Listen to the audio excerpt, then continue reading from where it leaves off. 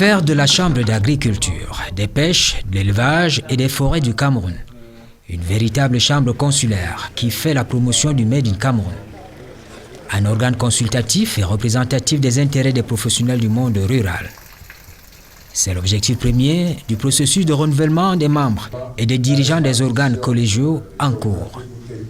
C'est une démarche qui viendra compléter le travail amorcé par la réorganisation contenue dans le décret présidentiel du 13 avril 2016.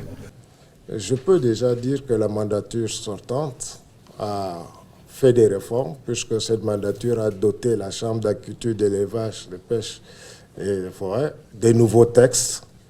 Il y a eu du travail qui a été fait sur le terrain en termes de formation. Il y a des projets qui ont été mis en place dans certaines régions. Je pourrais citer la région de l'Adamawa et de l'Est, qui a bénéficié d'un projet initié par la Chambre de l'agriculture, et des pêches, de l'élevage et des forêts. Il y a eu aussi une représentation dans les foires internationales, dans les forats internationaux, dans les réunions où, sur le plan international, le Cameroun a été vraiment représenté. Effectivement, aujourd'hui, nous sommes à l'heure de la mondialisation. Il fallait relever le niveau, éliminer un certain nombre de tares qui faisaient qu'on retrouvait parfois dans la Chambre d'agriculture, de pêche, de l'élevage et des forêts, des gens qui n'étaient pas forcément du métier. Et sur ce point-là, je peux vous dire que le premier draft de liste qui nous a été soumis était de 350 000 électeurs, mais à l'analyse de cette liste, nous avons toiletté la liste et c'est pour cela que nous sommes descendus à 275 000 avec cette volonté de maintenir dans le processus des professionnels, des gens qui vivent au quotidien les problèmes de l'agriculture. Et je crois que dans le contexte de notre pays, lorsqu'on a déjà 1 hectare, lorsqu'on a 50 000 petits ruminants ou lorsqu'on a 1000 gros ruminants, on connaît les problèmes de l'agriculture, de l'élevage, ou bien lorsqu'on a des bateaux de pêche qu'on doit gérer, on connaît les problèmes de l'agriculture. Le processus de renouvellement des membres et des organes collégiaux de la Chambre d'agriculture est lancé depuis bientôt 4 mois, avec la tenue de la première session de la commission électorale. Plusieurs activités ont eu lieu dans le cadre de ce processus, notamment l'affichage des listes électorales provisoires, la vérification et la bonne inscription sur les listes par les producteurs au niveau des services déconcentrés des ministères concernés, le dépôt des listes de candidatures, la validation de ces listes par les commissions électorales régionales, les dépôts des recours irrélatifs et leur examen par la commission électorale nationale les 9 et 10 août 2021. Le fichier électoral compte à ce jour 275 000 inscrits, dont 77% d'hommes et 23% de femmes, inégalement répartis au sein des 4 sections sur l'ensemble du territoire national. En ce qui concerne la répartition par section, l'analyse des statistiques montre que la section agriculture se taille la part du lion avec 90,5% d'inscrits contre 8,1% pour l'élevage, 0,8% pour la pêche et 0,3% pour les forêts et la faune. Les modalités du vote, le 12 septembre prochain, sont connues. Le fichier électoral est rendu public. Adamawa, une liste conduite par M. Abba Daïrou. Centre, 3 listes conduites par M. Tchèque Bernard, Mme Zame Claire Solange et Dr Maïla. Est, une liste conduite par Mme Tchebon Ingrid. Extrême Nord, 3 listes conduites par M. Foula, M. Djadjin et M. Souaibou.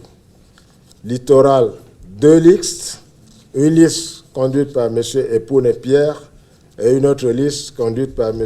Konago Jubert. Non, 3 listes conduites par M. Moussa Koué, M. Adamou Baba Garoua et Dr Era Yavaï Bouba.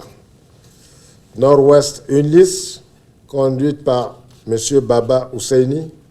Ouest, une liste conduite par Mme Pouefo. Sud, une liste conduite par Mme Ekombo Mendongo, épouse Djemba. Et Sud-Ouest, une liste conduite par M. Ndedi Bo Akama. Je tiens à rappeler aux différentes candidatures que la campagne électorale débute 12 août 2021 et s'achève le 11 septembre 2021. J'espère de tout mon cœur que le 30 septembre 2021, lors de l'installation de la nouvelle mandature, les agriculteurs, pêcheurs, forestiers et pisciculteurs seront fiers des membres qu'ils auront élus. En vue de faciliter les opérations de vote proprement dites et permettre un taux de participation élevé, plus de 400 bureaux de vote ont été créés sur l'ensemble des 360 arrondissements que compte le territoire national. Un guide de l'électeur est en cours d'édition et les dispositions sont en train d'être prises pour produire et acheminer les documents électoraux vers les différents bureaux de vote. De même, les différents responsables des bureaux de vote seront désignés dans les prochains jours. L'ambition affichée, c'est de faire de la Chambre d'agriculture une entité rénovée, constituée de véritables professionnels. Et des dispositions sont prises dans ce sens pour garantir la transparence du vote. Déjà, je puisse vous dire que les candidatures étaient libres. Il suffisait de respecter le code électoral et de respecter non seulement la répartition géographique ou territoriale de la représentation, mais respecter la répartition sociologique, respecter le genre, respecter le pourcentage demandé en termes de jeunes. Ensuite, les listes de candidatures étaient déposées sans contrainte. Bien sûr qu'il fallait respecter les conditions pour être électeur et pour être éligible. Nous avons donné un délai pour qu'il y ait des recours. Le contentieux a été résolu de manière publique et contradictoire. Nous avons eu même quelques conseils, cabinets d'avocats qui ont été constitués pour la défense de certains requérants. Et ce contentieux n'avait pour objectif que de lire le droit, tout le droit et rien que le droit, et c'est ce que nous avons fait. En ce qui concerne le bas taux d'enregistrement dans l'Adamawa, j'avoue que les conditions par rapport aux précédentes mandatures ont été durcies. On est passé, si je prends le cas de l'agriculture, on est passé de 0,5 hectares à 1 hectare, ce qui ne permettait pas à la grande population des agriculteurs qui font en grande partie l'agriculture de subsistance, qui ont des surfaces généralement inférieures à 1 hectare, à postuler à ce processus. Ceci est dû au fait que vous savez que le chef de l'État, son Excellence Paul Biya, appelle de tous ses voeux l'agriculture de seconde génération, une agriculture professionnelle. Et nous avons voulu donc ceux qui puissent compétir ou ceux qui puissent voter soient vraiment des professionnels de l'agriculture. C'est peut-être ça qui a justifié.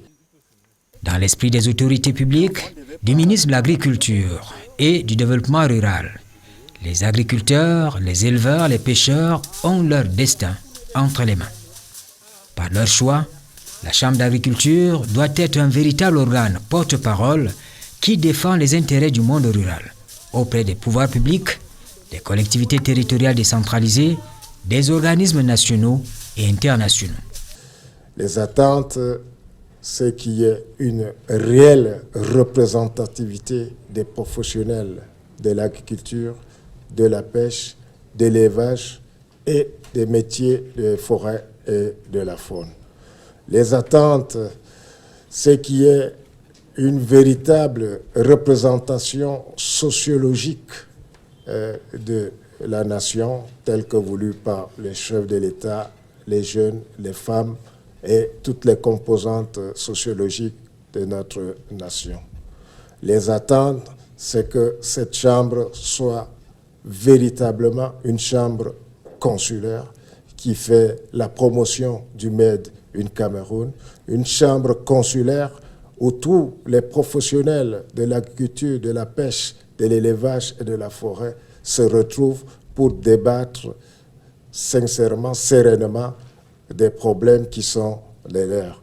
Les attentes, c'est avoir une chambre qui soit le véritable interlocuteur en termes de formation, en termes de renforcement de capacités et en termes de promotion du monde rural dans notre pays et auprès des institutions nationales et internationales.